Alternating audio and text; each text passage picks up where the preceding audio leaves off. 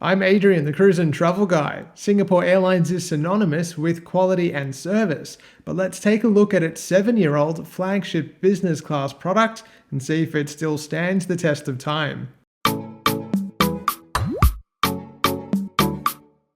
I travelled on board the airline's flagship A380 between Singapore and Sydney after connecting through from Taipei on board the airline 787-10. You can watch my review of that flight using the link in the description below. The A380's upper deck is dedicated to the airline's most premium seating. There are 78 business class seats located behind 6 first class suites. For those slumming it in business class though, you will be in for a comfortable flight. Each seat features direct aisle access thanks to the 1-to-1 seating configuration. And unlike the airline's regional business class, this seat isn't staggered, meaning all seats feature the same orientation and same spacing from both the window and the aisle. 25 inches wide and converting to a fully flat bed that measures 6.5 feet, there is ample space to stretch out. When it launched in 2017, this business class product debuted a fresh look for the airline, with a variety of slick materials including leather, fabric, and carbon composite that aid in increasing in-seat storage. The back shell helps to create a cocoon-like environment, meaning it does feel quite private. These particular seats were beginning to show signs of wear and tear, something I didn't really expect of an airline that is commonly regarded as one of the world's best. Nevertheless, I really enjoy the design of the seat, and I think that it does stand the test of time in terms of its overall appearance. It's also just a really nice place to spend some time. Those in the center seats can enjoy increased privacy thanks to a tall divider that can be lowered or raised. And for those lucky enough to nab the 2 center seats at the bulkhead, they can look forward to a double bed in the sky thanks to the increased space and unique orientation of the forward-most seats. I did grab these seats back in 2018 when the product was showroom fresh, and it was definitely a comfortable way to fly.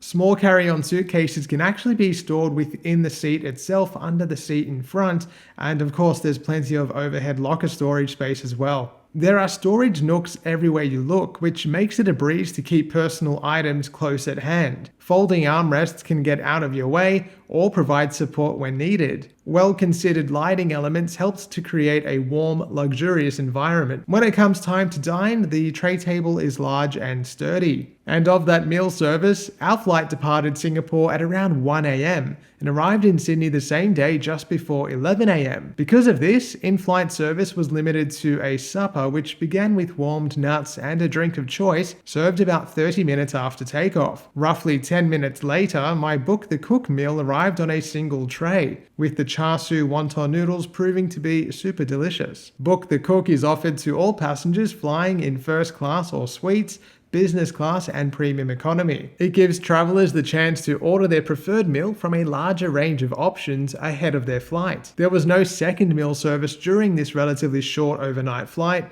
which allowed for maximized rest time, although I was offered a beverage service in the morning ahead of landing. For entertainment purposes, the seat offers an 18-inch screen with a comprehensive library of movies, TV shows, music, and games, and there's an easily accessible touchscreen remote control. I didn't take too much advantage of the system, choosing instead to sleep for as long as I could. The A380 is an incredibly comfortable plane to travel in, and to that end, the bathrooms on board were spacious, clean, and were equipped with shaving and dental kits, as well as a facial mist, lotion, and perfume. In a word, Singapore Airlines' approach to onboard amenities can best be described as cheap. Slippers and an eye shade were only provided on request, and there was no amenity kit provided. A topper, blanket, and pillow were waiting at the seat when I boarded, and using the seat's electric controls, it was very easy to convert it into a fully flat bed. During the daytime though, I loved that I could angle myself towards the window,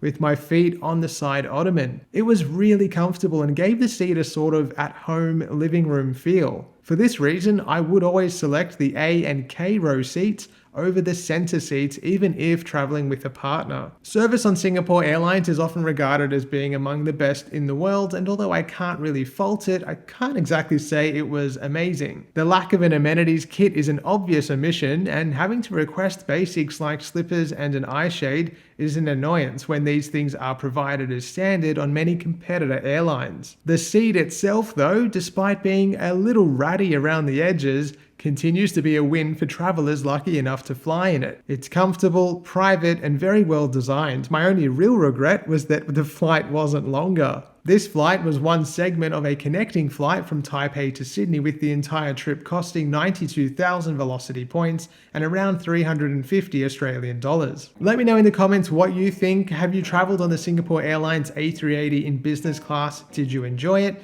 Would you like to? And if you're interested in some other airline reviews, I have a couple on my channel. You can watch my ANA review and my Asiana review, which still ranks as one of the best business class flights I've taken in recent times. If you're looking to book anything, whether it's a flight, a cruise, or any other sort of travel, you can head to my website first, thecruiseandtravelguide.com.au, and make sure you give me a follow on Facebook and Instagram at The Cruise and Travel Guide to stay up to date with my travels as they happen. Thanks as always for watching, and I'll see you soon.